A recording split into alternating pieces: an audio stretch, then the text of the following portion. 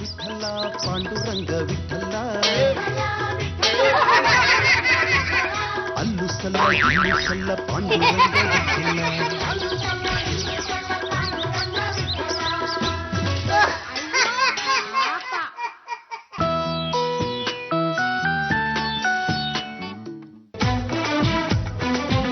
ಮಗನೇ ಏನಾಗಿದೆಯೋ ನಿನಗೆ? ಒಳ್ಳೆ ಗೂಬೆ ತರ ಕೂತಿದೆಯಲ್ಲೋ. ಮನೇಲಿರೋ ಗೂಬೆಗಳ ಮುಖನ ನೋಡಿ ನೋಡಿ ನೋಡಿ ನೋಡಿ ನಾನು ಗೂಬೆ ಆಗದೆ ಇನ್ನೇನು ಕೀ ಕೊಟ್ಟು ಬೊಂಬೆನ ಆಗ್ಲಿ. ಆ ಲಿಸ್ಟ್ಗೆ ನನ್ನೂ ಸೇರಿಸ್ಬಿಟ್ಟೇನೋ. ಏನ್ ಮಾಡ್ಲಿ ರಂಗಮ್ಮ, ಖರ್ಚುಗಳು ಸಿಕ್ಕಾಪಟ್ಟೆ ಆಗ್ತಾ ಇವೆ. ಈ ಆದಾಯ ಅನ್ನೋದು ಅಡ್ರೆಸ್ಗೆ ಇಲ್ಲ. ಯಜ್ಞ ಯಾಗಾದಿಗಳನ್ನ ಮಾಡಿಸು, ಎಲ್ಲ ಸಲ ಹೋಗುತ್ತೆ. ಕೈನಲ್ಲಿ ಹಿಡ್ಕೊಂಡು ಕರ್ಪೂರ ಉರ್ಸೋಣ ಅಂದ್ರೆ ಕಾಸಿಲ್ಲ. ಇನ್ನು ಯಜ್ಞ ಯಾಗಾದಿ ಮಾಡ್ಕೊಂತಿರಲ್ಲ, ಅವನ್ನೆಲ್ಲ ಮಾಡ್ಸೋದಕ್ಕೆ ನನ್ನನ್ನೇನು ವಿಚಾರಣಾ ದಿನ ಸಚಿವ ಅನ್ಕೊಂಡ್ಬಿಟ್ರೆ. ನೀನು ಯಾರೋ ಗಂಡುಗಲಿ ವಂಶದ ಕಟ್ಟ ಕಡೆಯ ತುಂಡು. ನೀನೇ ಬೆಂಡ ಕೂತ್ಬಿಟ್ರೆ ಮನೆಯವ್ನ ಬೆಂಡ ತೆಗೆದು ಯಾರೋ. ಏನು ಯಜಮಾನ್ರೆ, ನಿಮ್ ರಿಯಲ್ ಎಸ್ಟೇಟ್ ಬಿಸ್ನೆಸ್ ನ ಶುರು ಮಾಡಿ ಅಂತ ಹೇಳಿ ಹೇಳಿ ನಂಗೂ ಸಾಕಾಗೋಯ್ತಪ್ಪ. ನೀ ಸ್ವಲ್ಪ ತೆಪ್ಪಂಗ್ ನಿಂತ್ಕೊಳ್ಳೆ. ಕಾಲಿಟ್ರೆ ಧಸಕ್ಕಂತ ನೆಲ ಕುಸಿಯುತ್ತೆ, ಕೈ ಇಟ್ಟರು ಕೆಮ್ಮಣ್ಣು ಸಿಗುತ್ತೆ. ನನ್ನ ತಲೆನ ತಗೊಂಡೋಗ ಅದೆಲ್ಲಿಗೆ ಚಚ್ಕೋಬೇಕು ಅಂತ ಯೋಚನೆ ಮಾಡ್ತಾ ಇದ್ದೀನಿ. ಇವು ಏನೋ ಬಂದು ಬಿಟ್ಲು. ಅಡ್ಗೆ ಮನೆಗೆ ಬಂದ್ಬಿಡಿ. ಅಲ್ಲೇನಿದೆ ಮಸಿ.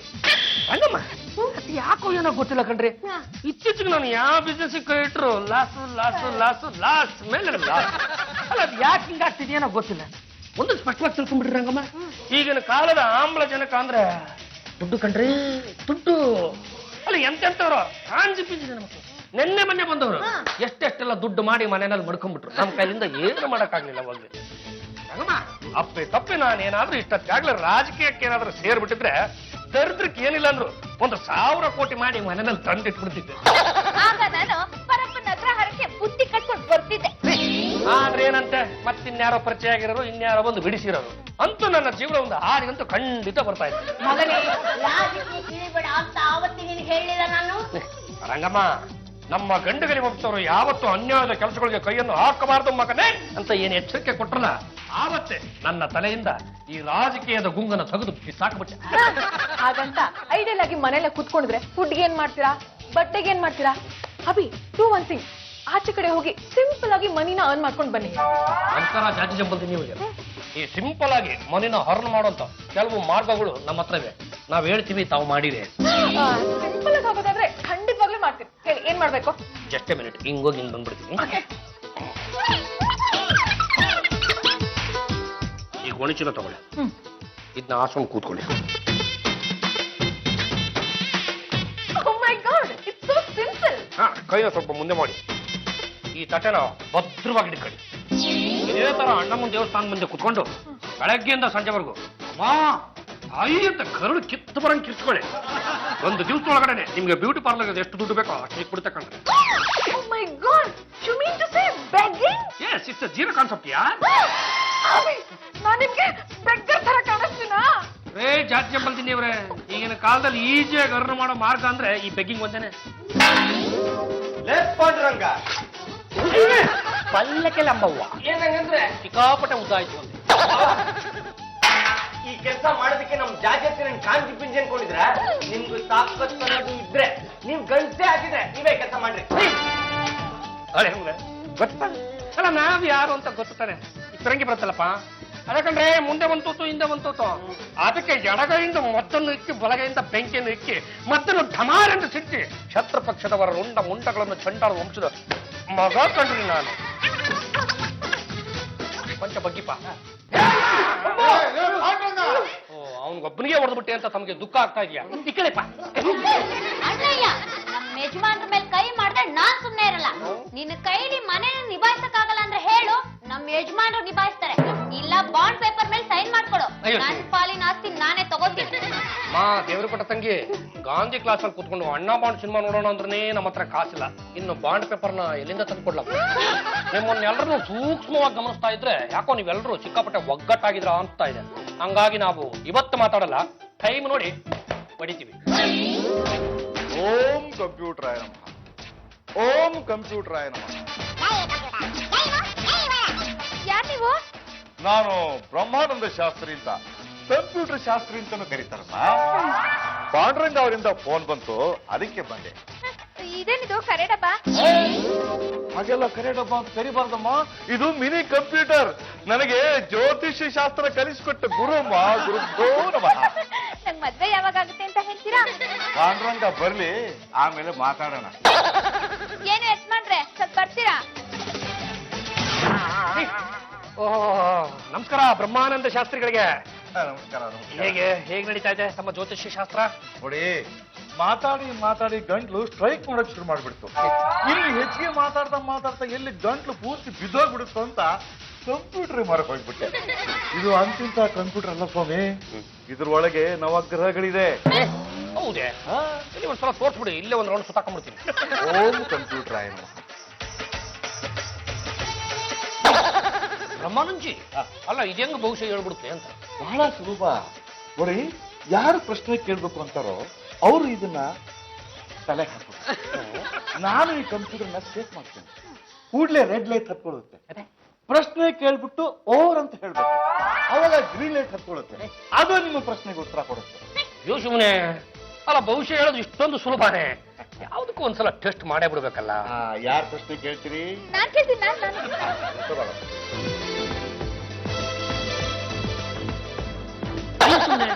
ಅಲ್ಲ, ಅಲ್ಲಾಡ್ಸಿದ ತಕ್ಷಣ ಹತ್ಕೊಂಡ್ಬಿಡ್ತಲ್ಲ ಅಂತ. ಟೈಮ್ ಇಲ್ಲ, ಬೇಗ ಪ್ರಶ್ನೆ ಕೇಳಿ. ನಾನು ಹೇಗಿದ್ದೀನಿ? ಓವರ್. ಕಲ್ಲು, ಗುಂಡು ಕಲ್ಲು. ಗುಂಡ್ಕಲ್ಲ ಯಾರು? ಸೂಚ್ಯವಾದ ಉತ್ತರ, ನನಗೆ ಅರ್ಥ ಆಗೋಯ್ತು. ಬ್ರಹ್ಮಾನಂಜಿ, ಅಲ್ಲ ಗುಂಡುಕಲ್ಲು ಅಂದ್ರೆ ತಮಗೆ ಅರ್ಥ ಆದ್ರೆ ಏನು ಬಂತು ಭಾಗ್ಯ, ಈ ಬಂಡೆಗೆ ಅರ್ಥ ಆಗ್ಬೇಕಲ್ಲ. ಮಾನವಿಕವಾದ ಉತ್ತರ, ಅದನ್ನ ಅರ್ಥ ಮಾಡ್ಕೋಬೇಕು. ನಾನು ಹೇಗಿದ್ದೀನಿ ಅನ್ನೋ ಪ್ರಶ್ನೆಗೆ ಗುಂಡ್ಕಲ್ಲು ಅನ್ನೋ ಉತ್ತರ ಬಂದ್ರೆ ಆರೋಗ್ಯವಾಗಿದೆಯಾ, ಸಾಯೋವರೆಗೂ ಬದುಕಿದ್ಯಾ ಅಂತಾನೆ ಅರ್ಥ. ಮಗನೇ ನಾನೊಂದ್ಸಲ ಭವಿಷ್ಯ ಕೇಳ್ಬಿಡ್ತೀನಿ ಕಣ. ಬ್ರಹ್ಮಾನಂಜಿ, ಇವ್ರೊಂದ್ಸಲ ತಗ್ಲಾಕಾಳ ತೆರತೆ ಕೊಟ್ಬಿಡಿಪ. ಕೇಳಿ ಪ್ರಶ್ನೆ ಕೇಳಿ. ನಾನು ಪ್ರಳಯ ಆದ್ಮೇಲೆ ಸಾಯ್ತೀನೋ ಇಲ್ಲ ಅದಕ್ಕೂ ಮುಂಚೆ ಸಾಯ್ತೀನೋ? ಆಲದ ಮರ ಸುತ್ತ ಬೀಳಲು. ಅಂದ್ರೆ ನಾನು ಕಾಡ್ ಹೋಗ್ತೀನ? ಅಯ್ಯೋ ದಡ್ಡಮ್ಮ, ಇದು ಸೂಚ್ಯವಾದ ಉತ್ತರ, ನಿಮ್ಮಂತ ದಡ್ರಿ ಎಲ್ಲ ಅರ್ಥ ಆಗುತ್ತೆ. ಬ್ರಹ್ಮಾನಂಜಿ, ಅದು ಏನು ಆಲದ ಮರ ಸುತ್ತ ಬೀಳಲು ಅಂತ ಹೇಳುತ್ತಲ್ಲ, ಅಲ್ಲ ಹಾಗಂದ್ರೆ ಏನು ಅಂತ? ಸುತ್ತ ಬೀಳಲು ಅಂದ್ರೆ ಬೃಹತ್ತಾದ ಆಲದ ಮರ. ಆಲದ ಮರಕ್ಕೆ ಸಾವಿಲ್ಲ ಅಂದ್ರೆ ಇವರು ಸದ್ಯಕ್ಕೆ ಸಾಯಲ್ಲ. ಅಪ್ಪಿ ಇವ್ರ ಮೇಲೆ ನಮಗೆ ಏಕಾಏಕಿ ಒಟ ಕಿಚ್ಚು ಬಂದ್ಬಿಟ್ಟು ನಾವೇ ಸಾಯಿಸೋದಕ್ಕೆ ಪ್ರಯತ್ನ ಪಟ್ಬಿಟ್ರೆ, ಇವ್ರನ್ನ ನೀವು ಬೆಟ್ಟದ ಮೇಲಿಂದ ತಳ್ಳಿದ್ರು ಎದ್ದು ನಿಂತ್ಕೊಂಡು ಲೆಫ್ಟ್ ರೈಟ್ ಮಾಡಿ ಬಂದ್ಬಿಡ್ತಾರೆ. ಎಷ್ಟು ಚೆನ್ನಾಗಿ ಭವಿಷ್ಯ ಹೇಳುತ್ತೆ. ಮಗನೇ, ಇಂಥ ಡಬ್ಬನ ನೀನೊಂದು ತಗೋಬಾರ್ದೇನ? ಅಮ್ಮ, ಅದು ಡಬ್ಬ ಅಲ್ಲ ಕಣಮ್ಮ, ಮಿನಿ ಕಂಪ್ಯೂಟರ್. ಯಾವ್ದೋ ಒಂದು. ಬ್ರಹ್ಮಾನಂಜಿ, ಅಲ್ಲ ನಮ್ಮ ತಾಯಿಯವರು ಹೇಳಿದ ಮೇಲೆ ನಮಗೂ ಯಾಕೋ ಇದ್ರ ಮೇಲೆ ಒಲವು ಬರ್ತಾ ಇದೆ. ಅಲ್ಲ, ಟೋಟಲ್ ಇದ್ರ ಬಡ್ಜೆಟ್ ಎಷ್ಟಾಗ್ಬೋದು ಅಂತ? ಅಯ್ಯೋ ನೋಡಿ, ಸದ್ಯಕ್ಕೆ ನಾನು ಇದನ್ನ ಮಾರೋ ಪರಿಸ್ಥಿತಿ ಇಲ್ಲ. ಬೇಕಾದ್ರೆ ಬಾಡಿಗೆಗೆ ಅಂತ ಕೊಡ್ತೀನಿ. ಪ್ರತಿ ತಿಂಗಳು 10,000 ಕೊಡಿ. ನೀವು ಭವಿಷ್ಯ ಹೇಳ್ತಾ ಹೋಗಿ, ಆದಾಯ ಹೆಚ್ಚಾಗ್ತಿದ್ದಾಗೇನೆ 10 ಕೊಡಿ, 20 ಕೊಡಿ, ನಾನೇನ್ ಬೇಡ ಅಂತೀರಾ?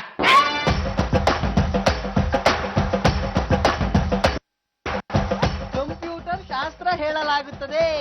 ಯಾರ್ ನೀನು? ನಾನು ಯಾರು ಅಂತ ನನಗೆ ಗೊತ್ತಿಲ್ಲ. ಇದು ಹೇಳುತ್ತಾ? ಹೇಳುತ್ತೆ. ಸರಿ, ನೀನ್ ಯಾರು? ನಮ್ಮ ಅಣ್ಣನ ತಂಗಿ. ನಿಮ್ಮ ಅಣ್ಣಯ್ಯ ಯಾರು? ನಮ್ಮಮ್ಮನ್ ಮಗ. ನಿಮ್ಮಮ್ಮ ಯಾರು? ಒಳಗ್ ಹೋಗು, ಎಲ್ಲ ಹೇಳುತ್ತೆ. ಆಯ್ತು. ಹ್ಮ್. ಬುಡೆ ಬುಡೆ, ಎಲ್ಲಾರು ಬುಡೆಯಲ್ಲಿ ಒಂದು ಮೆದುಳಂಟೆ. ಬುದ್ಧಿ ಒಂದಿಲ್ಲ, ಬುದ್ಧಿ ಒಂದಿಲ್ಲ. ಏ ಮುಂಡದೆ, ಒಂದು ಪ್ರಶ್ನೆ ಕೇಳೋದಕ್ಕೆ 500 ರೂಪಾಯಿ ಆಗುತ್ತೆ. ಇದೆಯೇ ನಿನ್ನ ಹತ್ರ? ಜೇಬಿ ಕೈ ಹಾಕಿ ಎಷ್ಟು ಸಿಗುತ್ತೆ ಅಷ್ಟು ತಗೋ. ಎಲ್ಲಾ ಜೇಬುಗಳನ್ನು ತೂತ್ ಮಾಡ್ಕೊಂಡ್ಬಿಟ್ಟಿದೆಯಲ್ಲೋ, ನಾನು ಎಲ್ಲಿಗೆ ಅಂತ ಕೈ ಹಾಕ್ಲಿ? ಬರೀ ಸ್ವಲ್ಪ ಹತ್ರ ಬಾಪ. ಬರೀ 100 ರೂಪಾಯಿ ಮಾಡ್ಕೊಂಬೋದಿಯಲ್ಲೋ ಮುಂಡಿದೆ. ಏನು ಯಜಮಾನ್ರೆ, ಸಿಕ್ಕಿರೋದನ್ನ ಯಾಕೆ ಬಿಡ್ತೀರಾ? ಗೋಣಿ ಆಗ್ಲಿ, ಶುರು ಹಚ್ಕೊಳ್ಳಿ. ಹಂಗಂತೀಯ? ಶಿವ, ನೋಡಪ್ಪ, ನೀನ್ ಇದನ್ನ ತಗೊಂಡು ತಲೆಗ ಹಾಕು. ಆಮೇಲೆ ನಾನು ಈ ಮಿನಿ ಕಂಪ್ಯೂಟರ್ನ ಕೊಟ್ಟಿರೋದು ನಾನಲ್ವಾ? ನಾನೇ ಅಲ್ಲಾಡಿಸ್ತೀನಿ. ನೀನೇ ಅಲ್ಲಾಡ್ಸ್ಬಿಟ್ರೆ ಅದು ಹತ್ಕೊಂಬಕ್ಕಿಲ್ಲಪ್ಪ. ನಾನು ಅಲ್ಲಾಡ್ಸ್ಬಿಟ್ಟು ಹತ್ತಿಸ್ತೀನಿ. ಆಮೇಲೆ ಈ ರೆಡ್ ಲೈಟ್ ಬರುತ್ತೆ. ಅದು ಬರ್ತಿದ್ದಂಗೆ ನೀನು ಪಟ್ಟಂತ ಪ್ರಶ್ನೆ ಕೇಳ್ಬಿಟ್ಟು ಓವರ್ ಅಂತ. ನಾನು ಓವರ್ ಅನ್ನಲ್ಲ. ಯಾಕೆ? ನಾನು ಓವರ್ ಅಂದ್ರೆ ಓವರ್ ಆಗ್ಬಿಡ್ತೀನಿ. ಹಾಳಾಗೋಗ್ಲಿ, ನಿನ್ ಪ್ರಶ್ನೆ ಕೇಳು, ನಾನು ಓವರ್ ಅಂತೀನಿ. ಅಲ್ಲಾಡಿಸ್ಲೇ?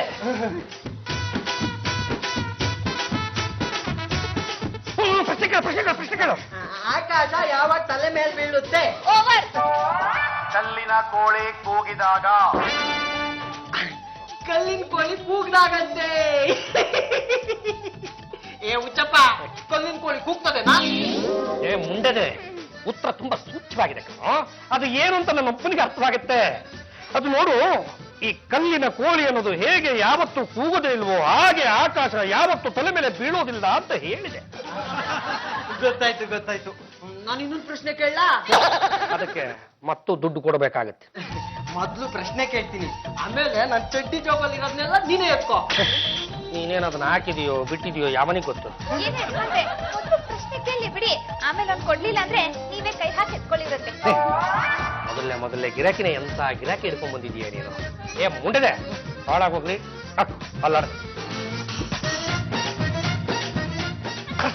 ಪ್ರಶ್ನೆಗಳು ನಾನು ಹೇಗಿದ್ದೀನಿ? ಓವರ್. ಆರೋಗ್ಯವಾಗಿದೀಯಾ? ಆರೋಗ್ಯವಾಗಿದ್ದೀಯಾ? ನಾನು ಆರೋಗ್ಯವಾಗಿದ್ದೀನಂತೆ. ಎಲ್ರು ನನ್ನ ಸೀಬೈಟು ಅರೆ ಹುಚ್ಚ ಅಂತಾರೆ. ನಿಮ್ಗೆ ಅಷ್ಟು ಗೊತ್ತಿವೇನೋ ಬಚ್ಚ ಅರೆ ಹುಚ್ಚ. ಲೇ ಮೂತ್ ಮುಚ್ಚಿ ಮೇಲೆ ನೋಡ್ಬಿಡ್ತೀನಿ. ಅದು ಸೂಚ್ಯವಾಗಿ ಹೇಳಿದೆ. ನೀನು ನಾರ್ಮಲ್ ಆಗಿದೆಯಾ? ಯಾವನ್ ಹೇಳಿದ್ದು ಅರೆ ಹುಚ್ಚ ಅಂತ?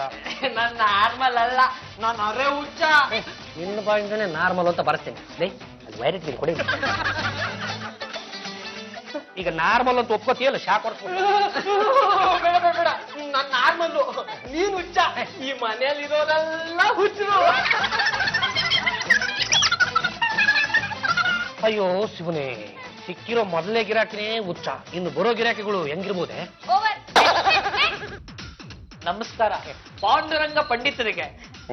ನೋಡೋದಕ್ಕೆ ನಾರ್ಮಲ್ ಆಗೇ ಇದ್ದಾನೆ. ಕೂತ್ಕೊಳ್ಳೋ ಮುಂಡೆದೆ.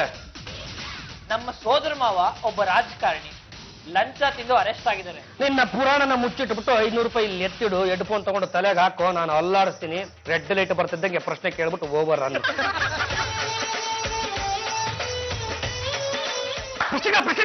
ನಮ್ಮ ಸೋದರ ಮಾವಂಗೆ ಶಿಕ್ಷೆ ಯಾವಾಗ ಆಗತ್ತೆ? ಒನಕೆ ಚಿಗುರಿದಾಗ ಒನಕೆ ಚಿಗುರಿದಾಗ. ಏನೋ ಕೇಳಿದ್ರೆ ಏನೋ ಹೇಳತ್ತೆ. ಭವಿಷ್ಯ ಅಂದ್ರೆ ಅದು ಕಣ, ಎಲ್ಲ ಒಗಟಿನ ರೂಪದಲ್ಲಿರುತ್ತೆ. ಏ ಮುಂಡೆದೆ, ಈ ಒನಕೆ ಯಾವಾಗ ಸಿಗುತ್ತೆ ಹೇಳು? ಸಿಗೋದೇ ಇಲ್ಲ. ನಿಮ್ಮ ಸೋದರ ಮಾವ ಹೇಳಿ ಕೇಳಿ ದೊಡ್ಡ ರಾಜಕಾರಣಿ ಕಣ. ಅವನು ಲಂಚ ತಿಂದು ಸಿಕ್ಕಿ ಬಿದ್ದಿದ್ದಾನೆ. ಜಾಮೀನ್ ತಗೊಂಡು ಆಚೆ ಬರ್ತಾನೆ. ಕೇಸ್ 20 ವರ್ಷ 30 ವರ್ಷ 40 ವರ್ಷ 50 ವರ್ಷ ಮುಂದಕ್ಕೆ ಹೋಗುತ್ತೆ. ಅಷ್ಟ್ರಲ್ಲಿ ಒಂದಲ್ಲ ಒಂದ್ ದಿವಸ ನಿಮ್ ಸೋದರ ಮಾವ ನೆಗೆದು ಬೀಳ್ತಾನೆ. ಕೇಸನ್ನು ಯಾರ ಮೇಲೆ ಜಡಿತಾರೆ ಅವ್ನಿಗೆ ಏನಾಗಲ್ಲ. ಹೋಗಿ ಧೈರ್ಯವಾಗಿ ಹೋಗಿ. ತುಂಬಾ ಖುಷಿ ಆಯ್ತು, ಬರ್ತೀನಿ. ನಮಸ್ಕಾರ. ನಿನ್ನ ನಮಸ್ಕಾರದ ಮನೆಗೆ ಇಷ್ಟು ಬೆಂಕಿ ಬಿತ್ತು. 500 ರೂಪಾಯಿ ಇಟ್ಟುಬಿಟ್ಟು ಒಂದು ಪ್ರಶ್ನೆ ಕೇಳು ಓವರ್ ಅನ್ನು. ನಾನು ಕೇಳೋ ಪ್ರಶ್ನೆಗೆ ಇದು ಸರಿಯಾಗಿ ಉತ್ತರ ಕೊಟ್ರೆ 500 ಏನು 1000ನೇ ಕೊಡ್ತೀನಿ.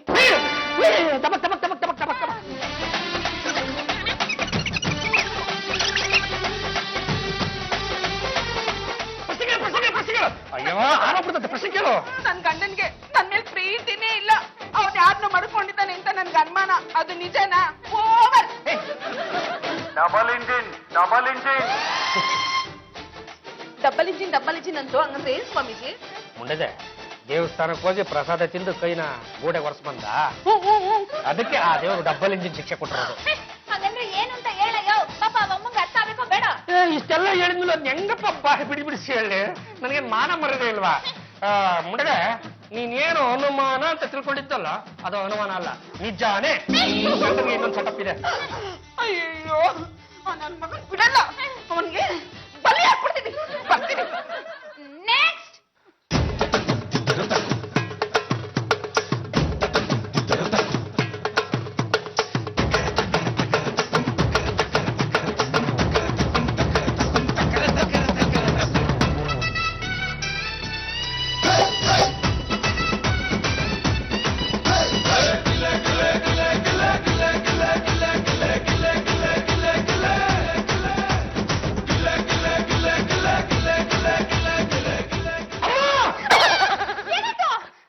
ಅದು ಅಲ್ಲಾಡ್ಸಿ ಪೆಟ್ಟಿಗೆ ಸಿಕ್ಕಾಪಟ್ಟೆ ಈಟಿಗೆ ಬಂದ್ಬಿಡ್ತ ಕಡೆ.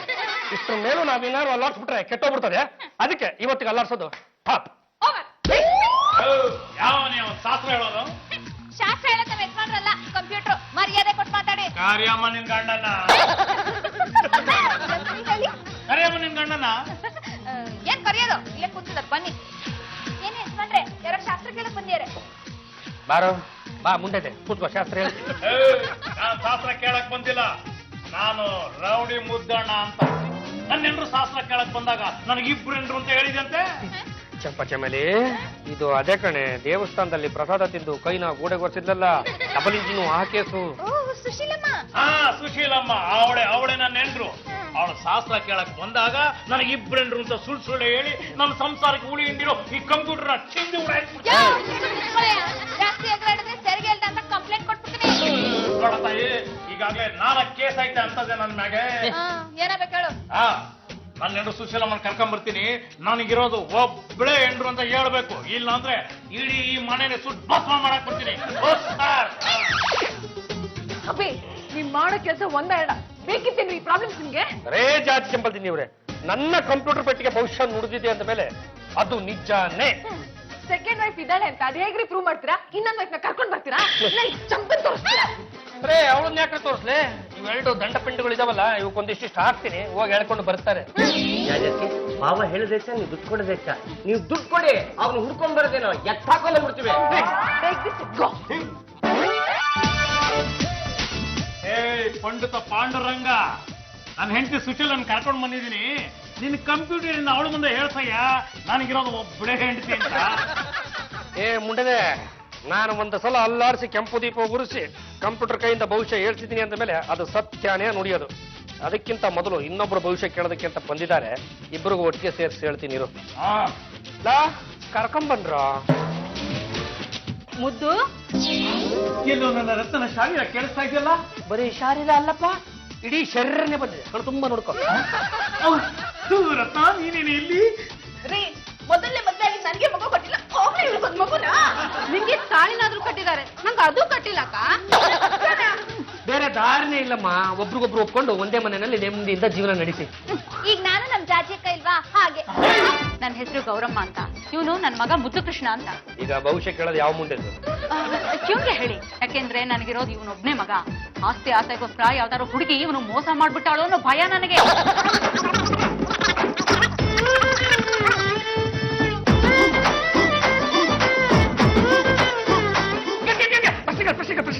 ನಾನು ಮದುವೆ ಆಗ್ಬೇಕು ಅಂತಿದ್ದೀನಿ. ನನ್ನ ಮುಂದಿನ ಜೀವನ ಹೇಗಿದೆ?